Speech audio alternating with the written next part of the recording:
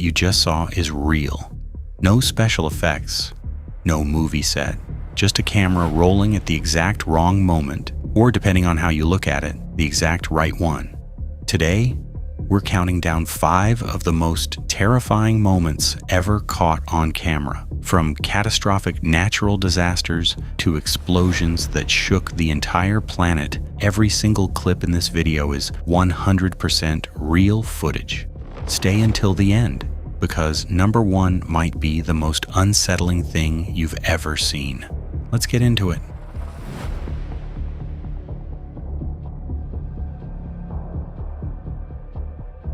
March 11th, 2011, Miyako City, Iwate Prefecture, Japan, 2:46 p.m. local time.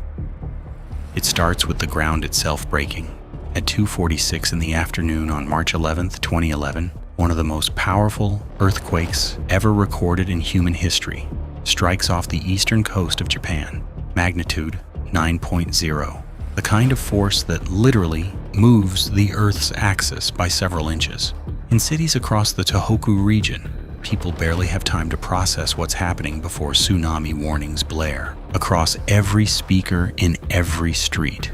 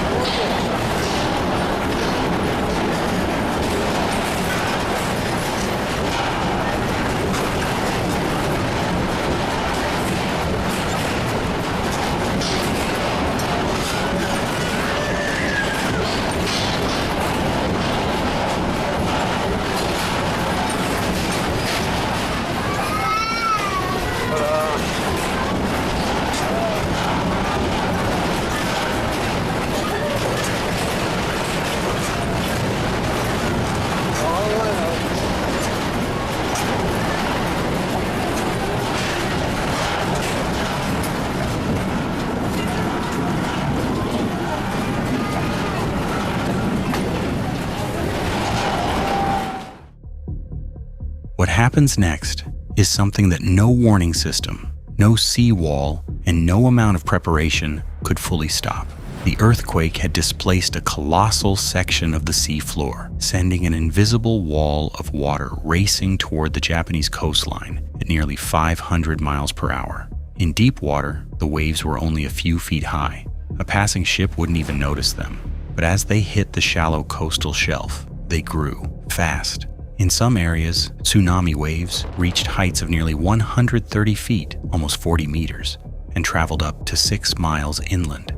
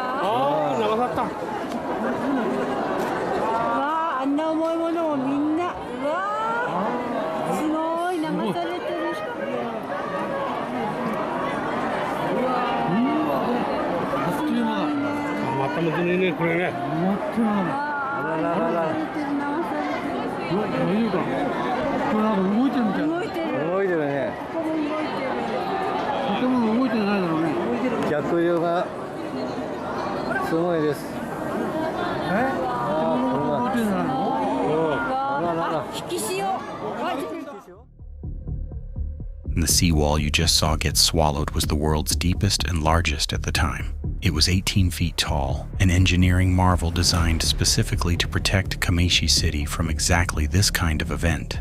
It didn't matter. The water went over it like it wasn't there. Security cameras in Iwate Prefecture captured the tsunami hitting at ground level. and what they show is almost impossible to comprehend. Entire intersections vanish in seconds. Cars that were moving moments before are picked up and carried like toys. One clip shows an iron footbridge over a road, and then the water rises and swallows the entire frame.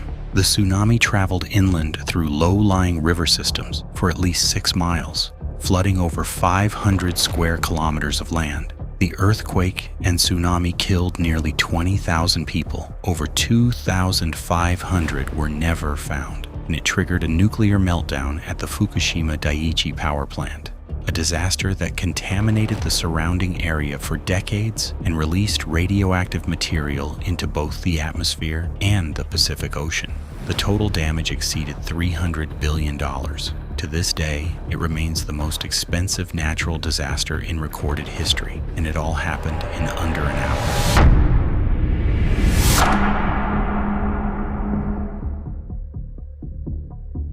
August 4th, 2020.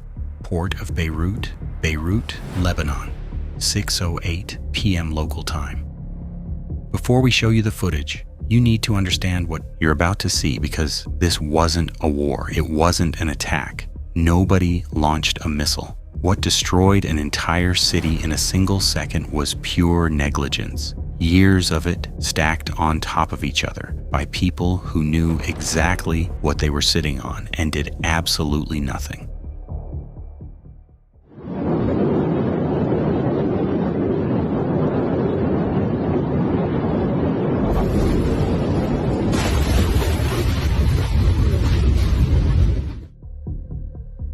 In 2013, a cargo ship called the MV Rosas docked in Beirut after developing mechanical problems. On board, 2,750 metric tons of ammonium nitrate, an explosive chemical compound used in fertilizers and also in smaller quantities in bombs. Lebanese authorities seized the cargo, and then they did something extraordinary in its stupidity. They stored it in a port warehouse, Warehouse 12, and left it there. For 6 years, port officials sent repeated letters to government authorities warning that the material could, and I'm quoting directly from one of those letters, blow up all of Beirut.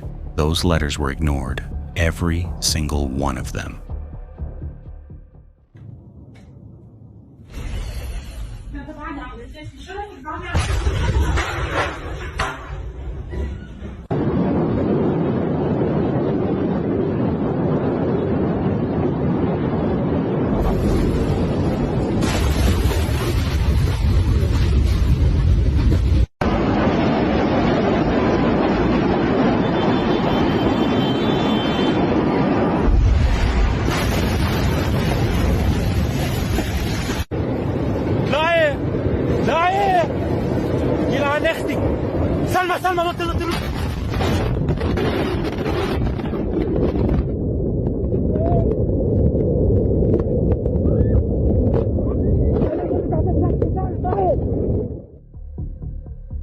What you just watched from those multiple angles, that white ring expanding outward, that is the shock wave moving at the speed of sound. By the time it reached you on those videos, it had already leveled everything within hundreds of meters of the port. The explosion released energy equivalent to roughly 1.1 kilotons of TNT, placing it among the most powerful non-nuclear explosions ever recorded in history. It registered as a 3.3 magnitude seismic event on the U.S. Geological Survey. It was felt in Cyprus, 240 kilometers away. It created a crater in the port floor, 124 meters wide and 43 meters deep. The shock wave temporarily disrupted Earth's ionosphere. 218 people died. Over 7,000 were injured. 300,000 people were left homeless overnight, and the grain silos, which had shielded large parts of western Beirut from even worse destruction, partially collapsed in the years that followed from fires caused by the remaining grain inside them. To this day, not a single senior Lebanese official has been convicted for what happened. The investigation has been obstructed at every turn. The families of the victims are still waiting for justice.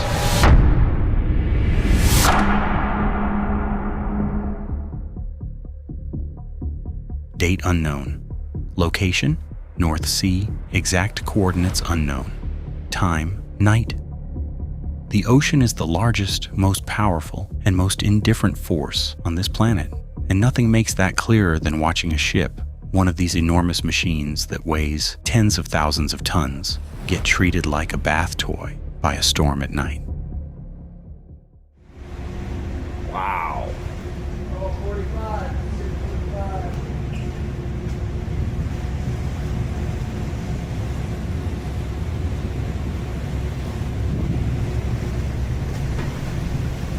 Dude.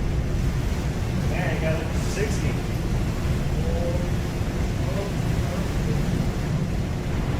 the heading coming around? Yeah. Modern cargo ships and container vessels are engineering marvels. They are built to survive Category 12, Beaufort storms, the absolute maximum on the scale, with sustained winds of over 73 miles per hour and wave heights that can exceed 45 feet. The hulls are reinforced steel, the stabilization systems are state-of-the-art, and yet in footage like this, you see exactly how little all of that matters when the North Sea decides to throw everything it has at you. Storm waves in the North Sea regularly reach heights of 20 meters, over 65 feet. Rogue waves, which occur when multiple wave systems combine, can reach even higher without warning. Crews on these ships during storms like this are not sleeping. They are secured to their stations, watching the instruments and doing the only thing they can: hold course and trust the ship. The darkness is part of what makes this footage so deeply unsettling. You can't see what's coming, you can only hear it. And then suddenly a wall of black water fills the entire frame, and the world disappears for a second. Then it comes back, and another one is already forming behind it.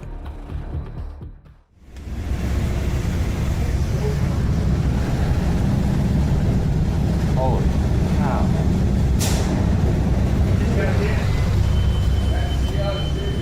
We just got hit, man. Lost BRU sensor. Lost BRU? Yeah. Alright. Might even have to go manual. It's probably still good. Still got the gyros. What it was the is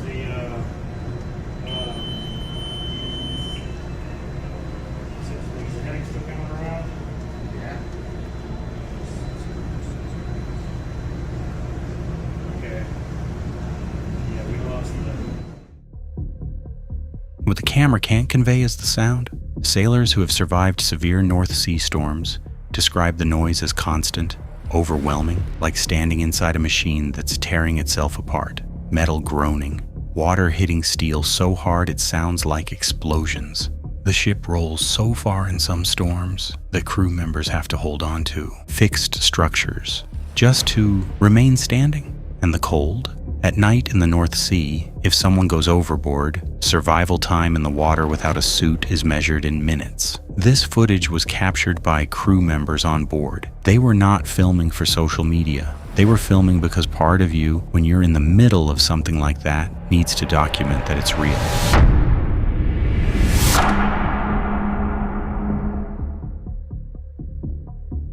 May 22nd, 2011, Joplin, Missouri, United States. 5:34 p.m. Central Daylight Time. Sunday evening, May 22nd, 2011, Joplin, Missouri. The tornado sirens had been going off for a few minutes. For a lot of residents, that wasn't unusual, and sirens go off regularly in tornado country, and most of the time, nothing comes of it. This time was different.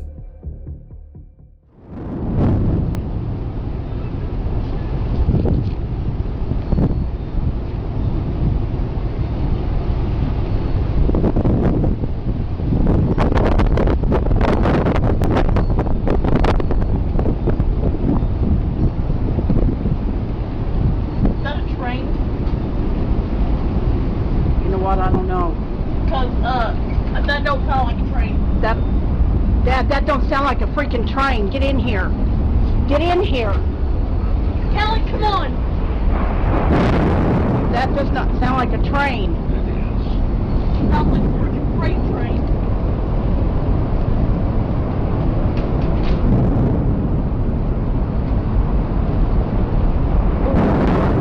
I don't like that. No, That's a tornado. Get in here. God damn it. Come on, Kelly. Kelly! Robbie, hurry. That's a tornado. Bathroom. That's a freaking tornado. That's a freaking tornado. Come on. Yes, it is. This is what makes the Joplin tornado, in the words of the people who study these things, the creepiest tornado ever documented. Most large tornadoes are clearly visible, a distinct funnel against a stormy sky. The Joplin tornado was what meteorologists call rain-wrapped.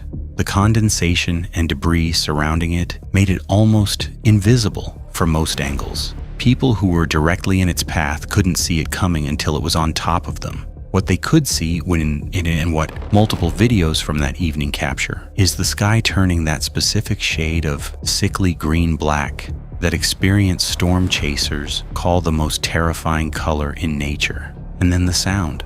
Survivors universally describe it the same way, like a freight train. Not like one train, like dozens of them, all at once, getting louder until that's all there is.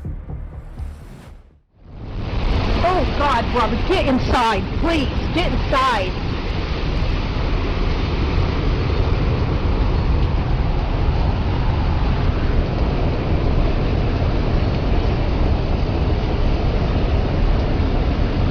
Please tell Christina, tell Nikki not to get out with those kids right now.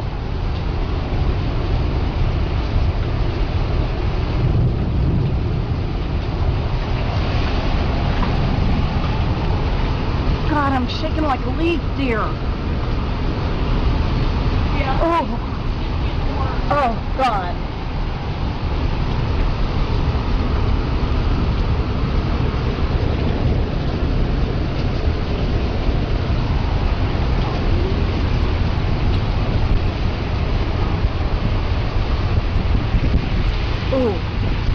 You need to get inside, dear. Come on, you're letting water in the door.